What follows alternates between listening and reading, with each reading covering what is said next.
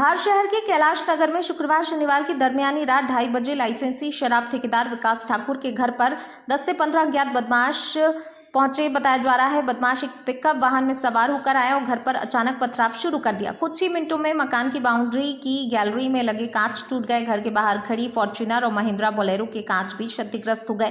घटना के दौरान घर में महिलाएं बच्चे मौजूद थे, जिससे परिवार में दहशत फैल गई। डर के कारण कोई भी सदस्य बाहर नहीं निकल पाया। शराब कारोबारी विकास ठाकुर का आरोप है ये हमला कोई अचानक हुई घटना नहीं बल्कि पहले से चल रहे विवाद का हिस्सा है। विकास ठाकुर के मुताबिक 7 और 8 जुलाई 2026 की दरमियानी रात करीब 3:40 पर उनकी शराब दुकान पर भी तोड़फोड़ और वहां मौजूद कर्मचारियों के साथ मारपीट की गई थी। उन्होंने आरोप लगाया उस दौरान करीब 20 से 25 लोगों ने दुकान पर हमला कर लूटपाट की थी।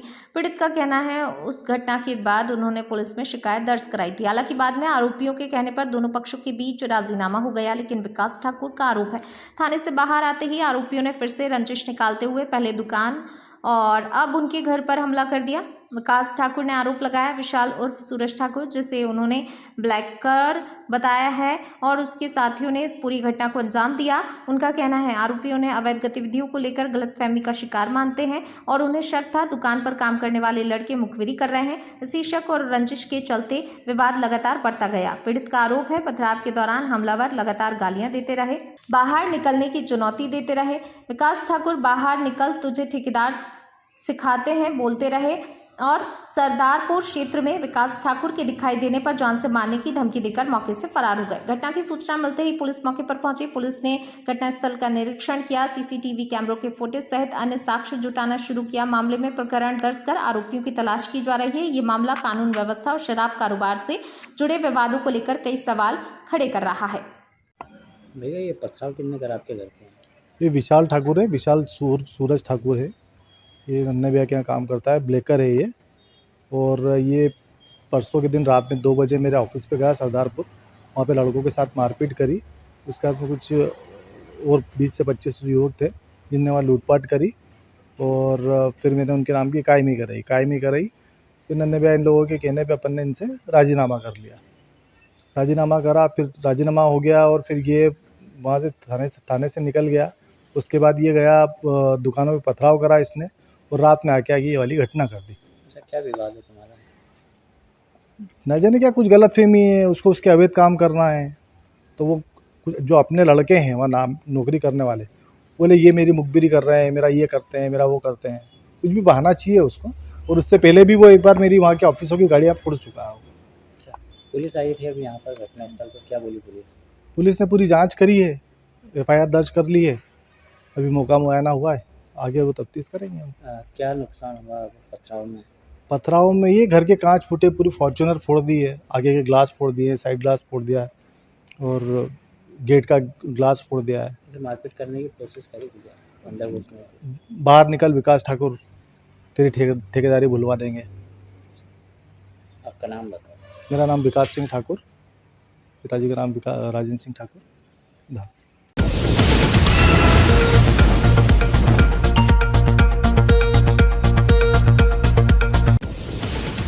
अंजड़ के श्री कृष्ण चौक स्थित एक कपड़ा दुकान के बाहर ओटले पर अज्ञात व्यक्ति का शव मिलने से क्षेत्र में सनसनी फैल गई।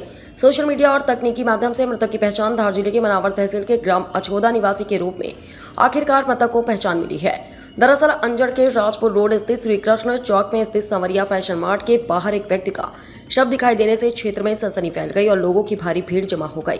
सूचना मिलते ही अंजड़ पुलिस टीम मौके पर पहुंची और शव बरामद कर अंजड़ सिविल अस्पताल पहुंचाया, जहां मृतक की पहचान वीरेंद्र निवासी ग्राम अछौदा तहसील थाना मनावर जिला धार के रूप में हुई, जो लंबे समय से अंजड़ में रहकर अपना जीवन व्यतीत कर रहा था। मृतक के परिजन सरदार सिंह बघेल ने बताया कि सोशल मीडिया के माध्यम से जानकारी मिलते ही वह पहुंचे हैं। कोई शको शुबा नहीं होने पर पुलिस कार्यवाही व आवश्यक प्रक्रिया के उपरांत शव का अंतिम संस्कार करवाने के लिए गृह ग्राम ले जाया जा रहा है। दरअसल मृतक लगभग 4-5 सालों से अंजड़ में ही रहकर छोटा मोटा काम कर जीवन व्यतीत कर रहा था और पत्नी के नहीं होने पर 2 बच्चे बड़े भाई के पास अछोदा रहते हैं। मृतक शराब पीने का आदी बताया गया, जो अकेले ही अंजड़ रह रहा था। वही प्रक्रिया के बाद परिवार के सदस्य मृतक के शव को लेकर गृह ग्राम के लिए निकले हैं। यह व्यक्ति जिनकी मौत हुई है, हाँ, इनका क्या नाम है? इनका वीरेंद्र है। ये ग्राम अछूदा के रहने वाले। कब से यह अंजड़ में रह रहे थे? ये शायद काफ़ी समय से ये यहीं अंजड़ में ही रह रहे हैं। परिवार में कौन कौन है? परिवार में इनके 2 बच्चे हैं और इनके बड़े भैया हैं 2। अंतिम संस्कार के लिए शव को कहाँ ले जाया जाएगा? ये परिवार वाले ले जा रहे हैं उनके घर ही। जहाँ निवासी है वहीं ले जाएगा? हाँ वहीं ले जा रहे हैं।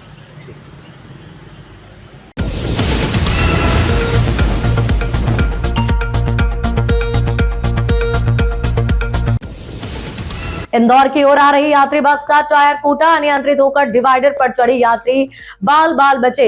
इंदौर की ओर आ रही एक यात्री बस का अचानक टायर फट जाने से बड़ा हादसा होते होते चल गया। टायर फटते ही बस अनियंत्रित होकर सड़क के बीच बने डिवाइडर पर चढ़ गई। हादसे के समय बस में कई यात्री सवार थे, लेकिन चालक की सूझबूझ और किस्मत के चलते सभी यात्री सुरक्षित बच गए। घटना के बाद मौके पर अफरा तफरी का माहौल बन गया। सूचना मिलते ही स्थानीय लोग और पुलिस मौके पर पहुंची तथा यात्रियों को सुरक्षित बाहर निकाल लिया गया। सभी यात्री सुरक्षित बताए जा रहे हैं। बस को हटाने के बाद यातायात को सामान्य किया गया। पुलिस घटना की जांच कर रही है। ग्राम धानी की घटना, धामनो थाना क्षेत्र का मामला।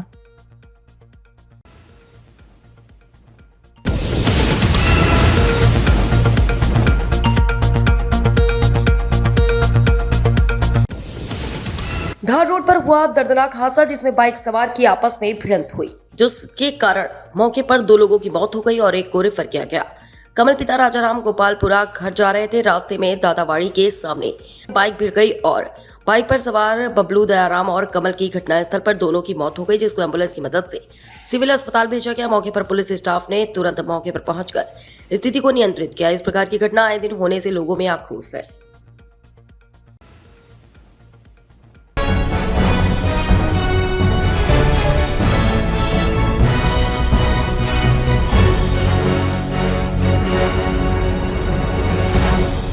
अंजड़ में आषाढ़ मास के कृष्ण पक्ष की योगिनी एकादशी के अवसर पर शुक्रवार को अंजड़ स्थित श्याम मंदिर में आस्था का अद्भुत नजारा देखने को मिला। आज सुबह से ही भक्तों का तांता लग गया और देर रात तक दर्शन, पूजन और भजन कीर्तन का सिलसिला जारी रहा। हजारों श्रद्धालुओं ने व्रत रखकर श्याम बाबा का दर्शन लाभ लिया। सुबह से ही शुरू हुआ पूजन और श्रृंगार। मंदिर में सुबह 5 बजे से ही धार्मिक अनुष्ठान शुरू हो गए। पंडित बसंत शर्मा ने विधि विधान पूर्वक श्याम बाबा के साथ साथ मंदिर में स्थापित भगवान पशुपतिनाथ महादेव, श्री सालासर बालाजी, श्री राम दरबार और श्री कृष्ण दरबार की पूजा अर्चना की। इसके बाद सेवादारों ने इंदौर से विशेष रूप से मंगवाए गए फूलों से बाबा श्याम एवं अन्य देवी देवताओं का आकर्षक श्रृंगार किया। श्याम बाबा को सुंदर बागा पहनाया गया, साथ ही कानों में कुंडल, सिर पर चांदी के रंग का मुकुट और छत्र धारण कराकर मनमोहक रूप दिया गया। भीड़ बढ़ती गई। भोग आरती में उमड़े हजारों भक्त। सुबह 7:30 बजे मंगला आरती के साथ दर्शन शुरू हुआ। सुबह 9 बजे के बाद श्रद्धालुओं की संख्या तेज से बढ़ने लगी। सुबह 11:30 बजे हुई भोग आरती में हजारों श्रद्धालु शामिल हुए और बाबा का जयकारा लगाया। आसपास के ग्रामीण क्षेत्रों से भी बड़ी संख्या में भक्त निशान लेकर मंदिर पहुंचे। उन्होंने श्याम बाबा को निशान अर्पित कर सुख समृद्धि की कामना की। महिलाओं ने भजन और नृत्य से बांधा समा। पूरे दिन मंदिर परिसर भक्तिमय बना रहा। शाम 7 बजे हजारों भक्तों की उपस्थिति में संगीतमय महाआरती का आयोजन किया गया। इसके बाद रात 9 बजे से स्थानीय गायक कलाकारों ने अपनी सुमधुर आवाज में श्याम भजनों की प्रस्तुति दी, जो रात 11 बजे तक चलती रही। अंत में रात 11:30 बजे शयन आरती के साथ एकादशी के मुख्य कार्यक्रम संपन्न हुआ। प्रसादी और सेवा कार्यों की सराहना। भक्तों की सेवा के लिए मंदिर समिति और श्रद्धालुओं द्वारा विशेष व्यवस्थाएं की गई। श्याम एकादशी समूह की ओर से फलाहारी, मिक्सचर, मिठाई और फल फ्रूट की प्रसादी वितरित की गई थी। मंदिर स्थापना के बाद से एक अन्य भक्त द्वारा हर एकादशी पर सुबह से रात 11 बजे तक शीतल पेयजल की व्यवस्था की जा रही है। शनिवार को भी खुले रहेंगे मंदिर के पट।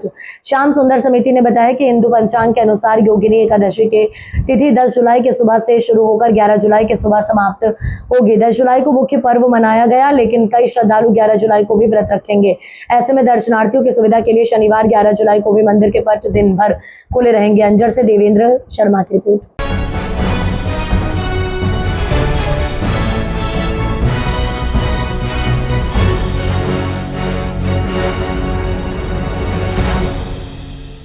कुमावत समाज के द्वारा एक नई पहल की गई। विधवा हुई बहू को मिला नया जीवन साथी।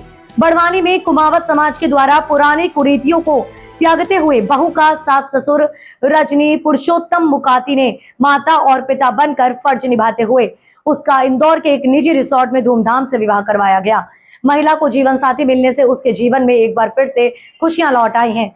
महिला के पति अजय मुकाती का 4 वर्ष पहले आकस्मिक मौत होने के कारण विधवा हो गई थी। पुत्र की आकस्मिक मौत के बाद ससुर पुरुषोत्तम काशीराम काका ने पिता के रूप में उसके आगे के भविष्य को लेकर चिंता हो रही थी। उन्होंने बहू के लिए सुयोग्य युवक की तलाश की जा रही थी। जैसे उसके लिए सुयोग्य युवक मिला तो उन्होंने बहू का विवाह करने का निर्णय लिया और बहू ने विवाह करने से मना कर दिया, लेकिन बहू को बेटी के रूप में विवाह करने के लिए समझाया कर राजी किया। विवाह से महिला को अपने जीवन साथी मिलने से उम्मीदों की किरण जागी है। वहीं महिला की 10 वर्षीय बालिका है जिसे सास ससुर ने उसके लालन पालन और अपने पुत्र की धरोहर को देखते हुए उसकी आखिरी निशानी के रूप में अपने पास रख लिया है। इस बात से ससुर को कहीं खुशी है तो वहीं दुखी मन से उसे विदा भी करना पड़ रहा है। अब वे अपने पुत्र की छवि 10 वर्षीय बालिका में देखते हैं। रमेश काका जी ने बताया कि 4 वर्ष पहले पुत्र का आकस्मिक निधन हो गया था और बहू की उम्र अभी कम है। आगे के जीवन के लिए चिंता हो रही थी तो उसके लिए एक सुयोग्य युवक की तलाश कर रहे थे। युवक के मिलने पर बहू का विवाह करने का मन बनाया और बहू का विवाह के लिए राजी कर उसका विवाह कर दिया गया। हमारा बेटा शांत हो गया, उसकी 10 साल की बेटियां हैं। बहू हमारी अब छोटी सी उम्र उसकी, तो फिर अब हम 4 साल वेट करा, बढ़िया लड़का देखा अच्छा उसकी पसंद का, उसके माँ बाप की पसंद का। फिर हमने है तो उसकी मर्जी से लड़की की, हमारी बहू की, तो उसको भी पसंद है लड़का। तो फिर हमने इंजीनियर है लड़का, इंदौर में परिवार रहता है। तो उसके साथ हम बेटी बना के उसको सेकंड शादी करके ना कन्यादान कर रहे हैं। हम बहू को बेटी बना के कन्यादान कर रहे हैं। कहीं ना कहीं जैसे महिला की विधवा होने के बाद उसकी शादी दूसरी, लेकिन ये कुरीति अभी चलती आती है समाज में, तो उससे परे हटकर आपने ये निर्णय लिया। बिल्कुल बिल्कुल, हमने है तो समाज की मर्यादाओं का अंदर ही जो है तो उसका उल्लंघन नहीं करा और व्यवस्थित काम आगे और भविष्य में और लोगों को प्रेरणा मिले, इस हिसाब से ये कन्यादान हम बेटी बना के कर रहे हैं हमारी बहू। क्या नाम होगा? मेरा नाम रमेश काशीराम काका बड़वानी।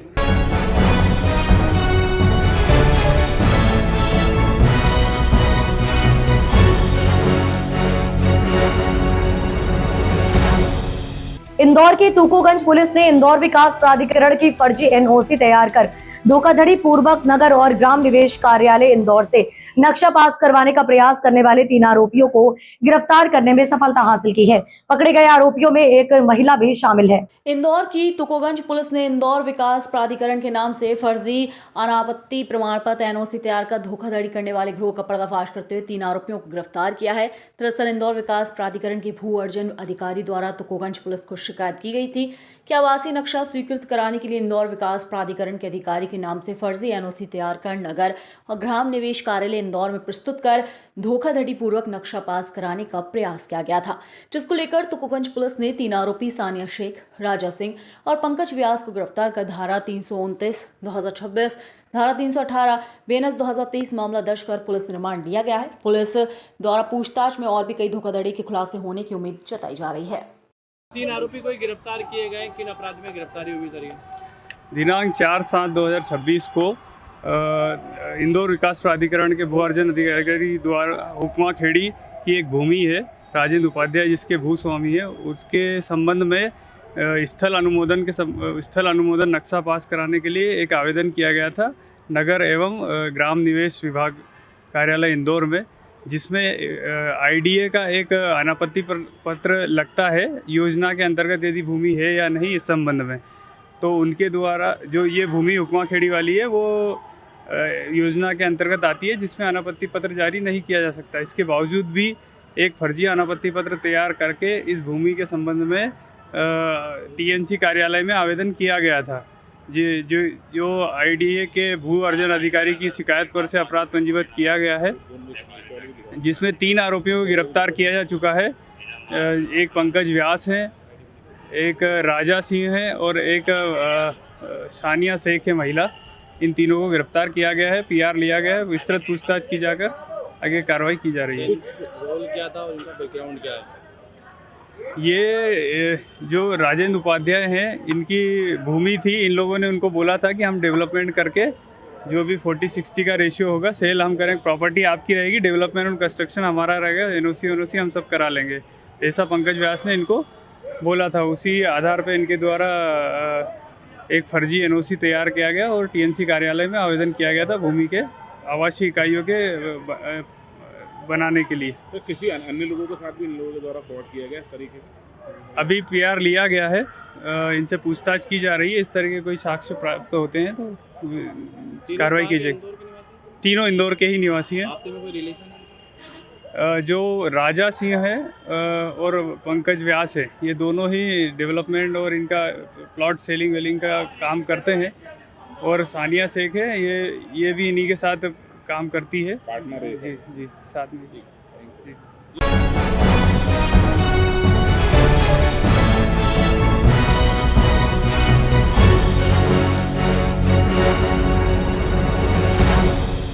वाल्मीकि सुधार युवा कमेटी द्वारा करीब 45 वर्षों से भव्य आषाढ़ी पूजा की जाती है। यहाँ के निवासी मिलकर इस पूजा को बड़ी धूमधाम से मनाते हैं और यहाँ के युवा मिलकर इस प्रोग्राम को बड़ी शिद्दत से और बड़े तन मन धन से मनाते हैं। सारे मोहल्ले वालों को निमंत्रण दिया जाता है कि सुबह करीब 1 बजे आषाढ़ी और शाम की पूजा की जाती है। उसके बाद शाम को 7 बजे भंडारे का प्रोग्राम रखा जाता है। उसमें सारे मोहल्ले वासी सबको भोजन करवाते हैं और यहाँ के रहवासी अच्छा दान देते हैं। किसी से जबरन चंदा नहीं लिया जाता है। जो भी भक्त शामिल होते हैं अपनी इच्छा से इस कार्यक्रम को मनाते हैं। सहयोगी लोकेश गोहर, विकास घावरी, देवा चिंतामन, मनीष कल्याणे, विशेष बलराम चिंतामन, अशोक गौहर, मुकेश बागड़ी, चौधरी संतोष खोडे। भैया ये वाल्मीकि नगर है और वाल्मीकि नगर में बरसों से यहाँ इंदौर का वाल्मीकि नगर 1971 के आसपास बसा था और तब से यहाँ पर आषाढ़ी पूजा होती आई है। और यहाँ के आदरणीय बागड़ी साहब, चौधरी जी, हम लोग, पटेल साहब, हमारे पुराने आदरणीय जितने लोग भी बरसों से यहाँ पर आषाढ़ी पूजा करते चले आए हैं और आज भी उसको निरंतर कर रहे हैं। आज भी हमारे यहाँ आषाढ़ी पूजा का प्रोग्राम रखा गया है जिसके अंदर हमारे साथी सभी लोग उपस्थित हैं और हम लोग तन मन धन से सभी लोग इस माता रानी की सेवा में लगे रहते हैं। तो ये आप कितने वर्षों से मना रहे हैं? ये वाल्मीकि नगर बसा है 1971 के आसपास, 71 में बसा है। जब से ही करते चले आ रहे हैं लगातार पूजा। मैं पटेल अशोक शिंदे, वाल्मीकि नगर में 78 में रहने आया था, तब से मैं बराबर साथ में शामिल हूँ इनके। मैं जीतू बागड़ी, कप्तान, वाल्मीकि नगर का रहवासी, जो कई वर्षों से वाल्मीकि नगर में हूँ, छोटे से बड़ा हुआ हूँ। और हमारे साथ जितने भी मेरे भाई, मेरे संग युवा साथी कई वर्षों से श्री श्याम बाबा एवं आंसू मेहतरानी की पूजन करते आए हैं और समस्त लोगों को भोजन कराया है और सभी लोग इसमें शामिल हुए हैं। और आज भी हम सारे युवाओं साथ मिलकर श्री श्याम बाबा और आषाढ़ी माता की पूजन और भोजन का आयोजन रखा गया है। इसमें समस्त वाल्मीकि नगर के रहवासी एवं दूर दूर से हमारे मिलने वाले, हमारे परिचित सभी लोग शाम को उपस्थित होंगे और सबके साथ भोजन किया जाएगा। हम लोग सभी युवा शक्ति सब वाल्मीकि नगर के आप सबको आमंत्रण कर देते हैं और सभी से उम्मीद रखते हैं कि इस पूजा में शामिल हों और प्रभु का आशीर्वाद लें। ये हमारी युवा शक्ति वाल्मीकि नगर, यहाँ पर वाल्मीकि नगर में आंसू मैया की पूजा की जा रही है।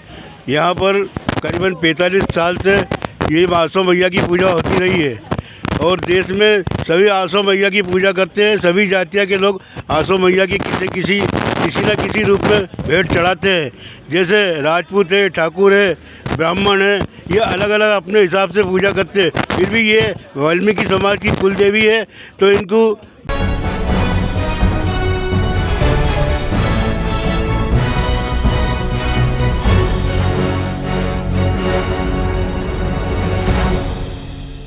इंदौर के एमआईजी थाना क्षेत्र के नेहरू नगर में छात्रा ने फांसी लगाकर आत्महत्या कर ली। छात्रा ने कमरे की दीवार पर सुसाइड नोट लिखा जिसमें खुद के पिता और दादी को अपनी मौत का जिम्मेदार ठहराया और बॉयफ्रेंड से बहुत प्यार करने की बात लिखी थी। दरअसल इंदौर के एमआईजी थाना क्षेत्र के नेहरू नगर गली नंबर 2 में रहने वाली कंप्यूटर साइंस की सेकेंड ईयर की छात्रा ने अपने ही घर में फांसी लगाकर आत्महत्या कर ली।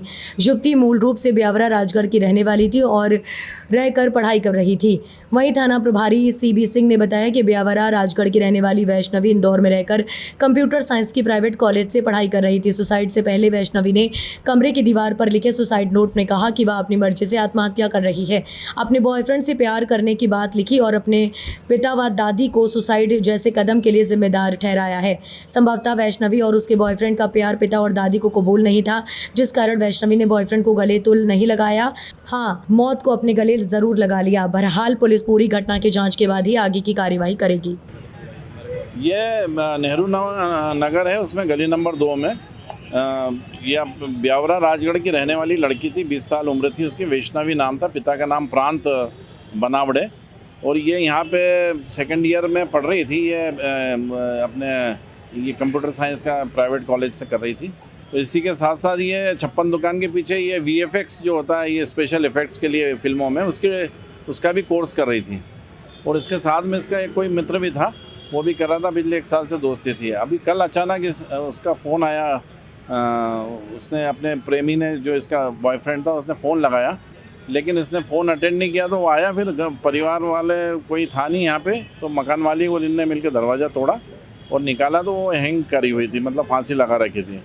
और दीवार पे उसने चौक से लिखा हुआ था कि ये जो कार्य कर रही हूँ मैं अपनी मर्ज़ी से कर रही हूँ, इसके लिए किसी को जिम्मेदार नहीं है, और मैं अपने बॉयफ्रेंड, मेरे पिता, मेरी माँ और मेरे भाई को बहुत प्यार करती हूँ, और ये जो भी कुछ हुआ है उसकी वजह मेरे पिताजी और मेरी दादी है। क्या वजह है? दादी और पिता हो सकता है कि पिता किसी चीज़ के लिए मना करते रहे हों, शादी के लिए बोल रहे हो, या इसके रहन सहन को लेके कभी कोई बात करी हो, तो और टोका टोकी करते रहे होंगे। अभी तक उनके परिजनों से मुलाकात नहीं हुई। कल रात को आए थे, आज PM हो रहा है, PM के बाद ही जब बयान डिटेल होंगे उसमें फिर खुलासा होगा चीज़ों। कोई सुसाइड नोट कहाँ लिखा हुआ इंग्लिश में?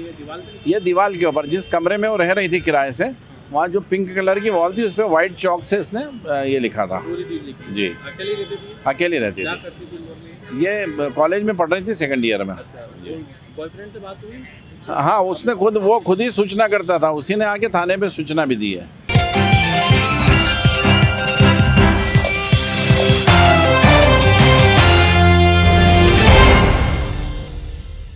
दतिया में आशुतोष तिवारी को उम्मीदवार बनाए जाने पर बोले कैलाश विजयवर्गीय, पार्टी के अंदर डेमोक्रेसी है, कार्यकर्ता अपनी अभिव्यक्ति व्यक्त करता है।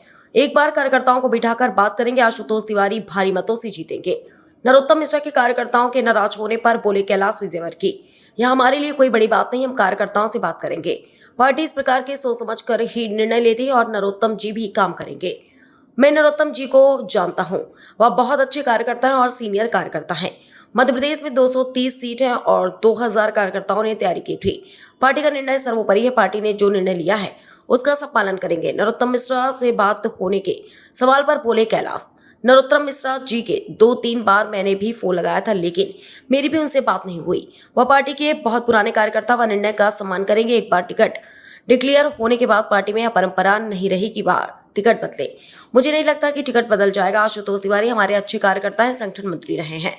जीतू पटवारी के भाई द्वारा ड्रग लेने पर बोले कैलाश, प्रदेश अध्यक्ष जी को इतनी ऊंची बात करना नहीं चाहिए, पहले अपना घर देखना चाहिए। उनके छोटे भाई ने स्वयं स्वीकार किया है, उन्होंने कहा कि मैं अब शराब भी नहीं पीता, लेकिन इसका मतलब है कि वह शराब भी पीते थे और ड्रग्स भी लेते थे। यह उनका निजी मामला है और जब उन्होंने स्वीकार ही कर लिया है तो हम क्या कहें।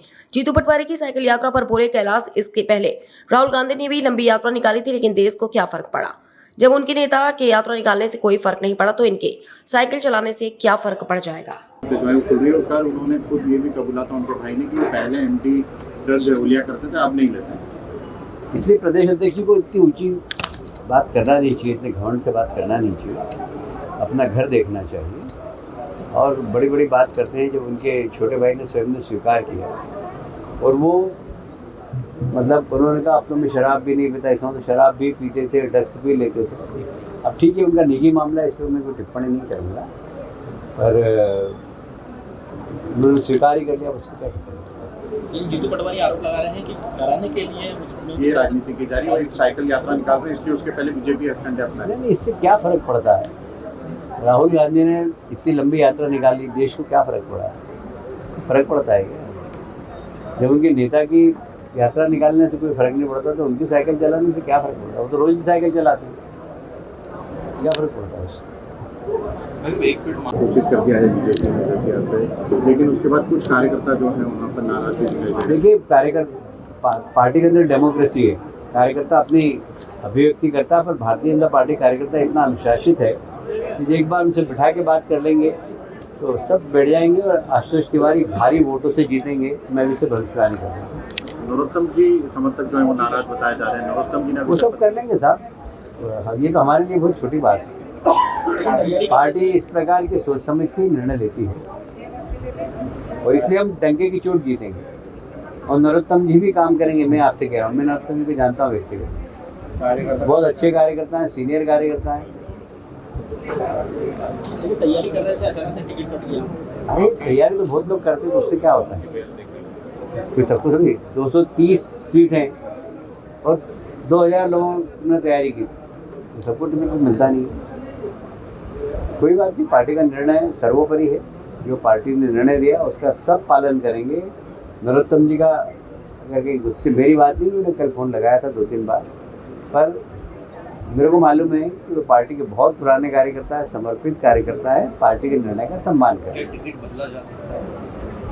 देखिए, एक बार टिकट डिक्लेयर होने के बाद पार्टी में कभी परंपरा नहीं रही कि टिकट बदले, इसलिए मुझे नहीं लगता कि इस प्रकार टिकट बदला है। क्योंकि आशुतोष जी भी बहुत अच्छे कार्यकर्ता, हमारे संगठन मंत्री रहे हैं, बहुत अच्छे कार्यकर्ता। कांग्रेस के प्रदेश अध्यक्ष जो हैं